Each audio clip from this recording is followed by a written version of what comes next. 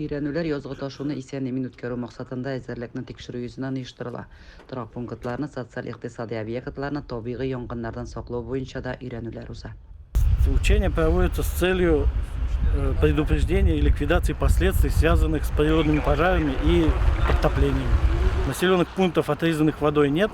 Есть два населенных пункта, подверженных подтоплению. Это село Муслюмово и село Большой Чекмак.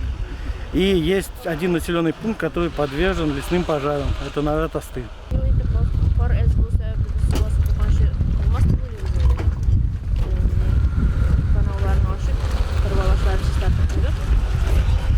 Мен бик күп елларын шушы янгын сөндіру өлкәсендә эшлим.